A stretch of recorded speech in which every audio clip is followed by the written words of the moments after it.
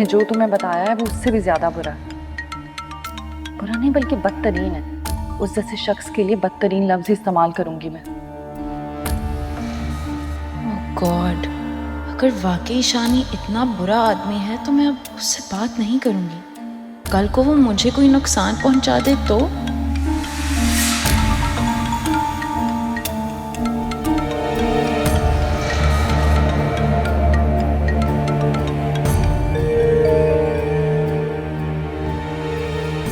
दो चार गिफ्ट्स के लिए मैं इतना बड़ा रिस्क नहीं ले सकती। ना भाई ना।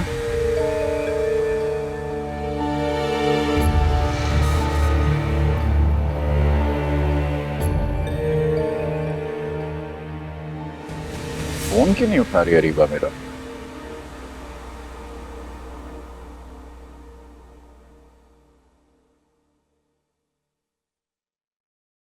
अरीबा ये जरा फ्रिज में रख दो, कहीं खराब ना हो जाए। भाभी, शानी रियल एस्टेट का काम करता है ना? हाँ एस्टेट का काम करता है, इसके अलावा भी कोई काम करता है? हाँ, स्टेट का काम करता है और शायद कुछ और भी करता है जिसका उसे कमीशन मिलता है, पार्ट टाइम जॉब वगैरह। तो और वो क्या करता है? क्या हुआ है अरीबा, तुम ऐसे क्यों पूछ रही हो? भाभी, आप अपने भाई से पूछें कि वो ऐसा क्या काम करता है जिसकी वजह से लोग उसे अच्छा नहीं समझते। क्या बात है अरीबा, तुम इस तरह से क्यों बात कर रही हो? किसी ने तुमसे कुछ कहा है क्या? नहीं, बस एक बात उड़ते उड़ते मुझ तक पहुंची है और मैं आपसे इसलिए कह रही हूँ क्योंकि अगर वसीम भाई को पता चल गया कि शानी कोई उल्टा पुल्टा काम करता है, आपको पता है वो बहुत गुस्सा करेंगे और पूरे घर में हंगामा मच जाएगा। इसलिए बस सब आप पे डिपेंड करता है आपने किस तरह इस सिचुएशन के साथ डील करना है।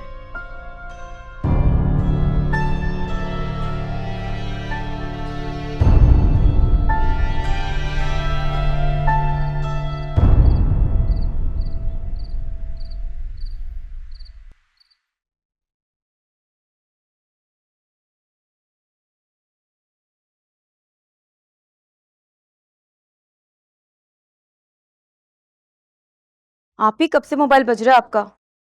सारिम भाई की इतनी सारी मिस्ड कॉल्स आ चुकी हैं। आप उन्हें कॉल कर लें, वो आपका इंतजार कर रहे होंगे। बाद में कर लूंगी। रोमांटिक बातों का यही तो टाइम होता है।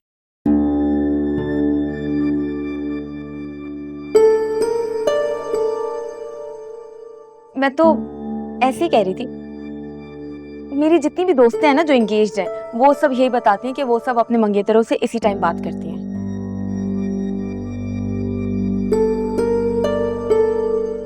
बैठो, आओ यहाँ बैठो, कुछ नहीं कहती। यहाँ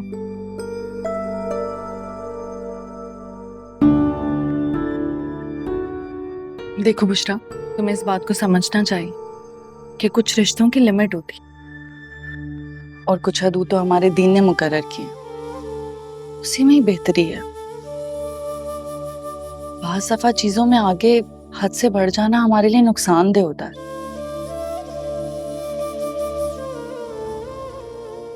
फिर चाहे वो मोहब्बत हो या नफरत, किसी को चाहना या उससे मोहब्बत करना हमारे इख्तियार में नहीं होता। लेकिन किसी से निकाह करने की ख्वाहिश करना गुनाह तो नहीं है। हमारी फीलिंग्स पर हमारा इख्तियार नहीं होता, लेकिन उन फीलिंग्स पर अमल करना या ना करना ये तो हमारे इख्तियार में है। हमें ऐसा कुछ नहीं करना चाहिए जिससे हमारा रब राजी ना हो। हमें तो अपने अल्लाह को राजी करना है ना।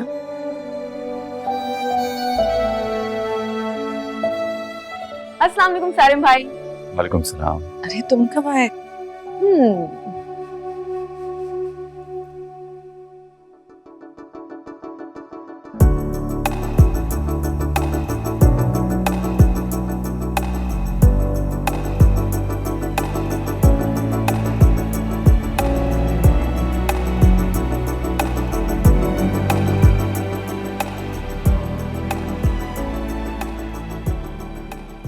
ऐसे क्या देख रहे हो? मुझे तुम पर फख्र है। मैं बहुत खुश नसीब हूँ कि मुझे तुम जैसे लाइफ पार्टनर मिलेगी। मैं अम्मी से कल ही तुम्हारे लिए बात करूँ।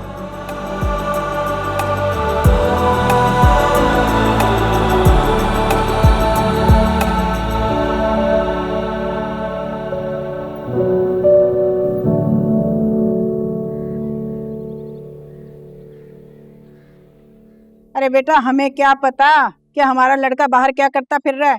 हमें तो बस इतना बताया किसी स्टेट एजेंसी में स्टेट एजेंट है वो। अम्मी, स्टेट एजेंट तो बहुत से लोग होते हैं, लेकिन वो इस तरह से बदनाम नहीं होते हैं। आपको पता है, वो अरीबा मुझे खास तौर पर जता रही थी कि मेरा भाई कोई 2 नंबर काम करता है। बस कर दे शाजिया, ये अपनी नंद को तो रहने ही दे। ऐसे ही तो मेरे भाई का नाम ले लेकर ना जलील कर रही होगी।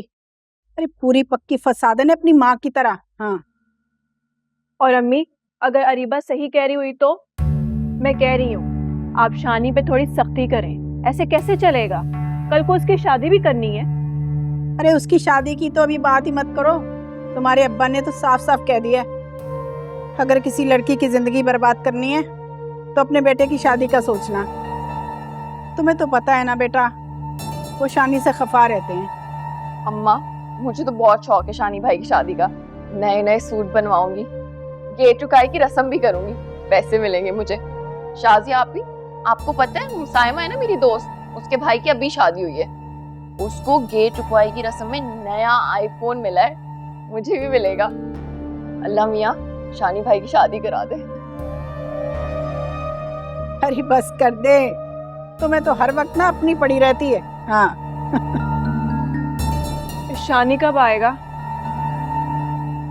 शाजिया, अब उससे ना पूछने बैठ जाना, उल्टी खोपड़ी का है, खामखा गुस्से में आ जाएगा। आप कुछ भी कहें, मैं जो काम करने आई हूँ वो तो करके ही जाऊंगी।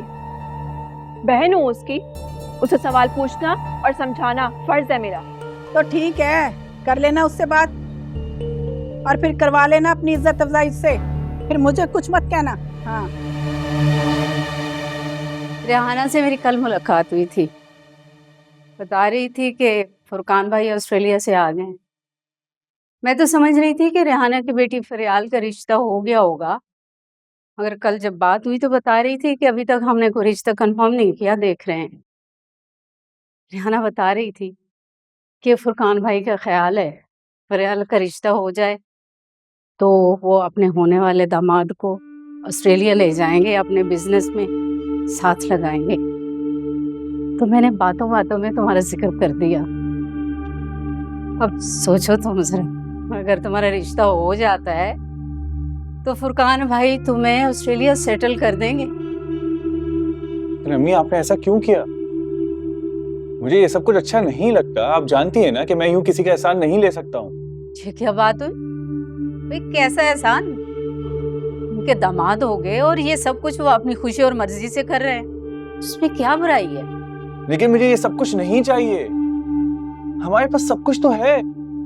मेरे लिए दौलत से बढ़कर इज्जत है अम्मी, और जब घर में रिश्ता मौजूद है तो आप इधर उधर क्यों जा रही हैं? तुम कहना क्या चाहते हो? अम्मी, आप मामू से बात करें ना अनमोल के लिए। अम्मी, मामू हमारे अपने हैं। आप जानती हैं ना कि उन्हें हमसे कितनी मोहब्बत है। वो अपनी बेटियों की वजह से बहुत टेंशन में रहते हैं, उनकी परेशानी कम होगी। क्या हुआ अम्मी, आपको बुरा लगा क्या? नहीं, इसमें बुरा लगने वाली कोई बात नहीं और अच्छा लगने वाली भी कोई खास बात नहीं। मैं अपने लायक फायक बेटे के लिए उस स्कूल टीचर को कभी कबूल नहीं करूंगी। वो हमारे मेयार की नहीं है। उसकी जुबान देखिए, देखिए कैसे चलती है। मगर अम्मी, मेरी बात गौर से सुन लो, वो किसी सूरत तुम्हारे जोड़ की नहीं है और ऐसी बेजोड़ शादियां कभी कामयाब नहीं होती। बेहतर है कि उसका ख्याल अपने दिल से निकाल दो।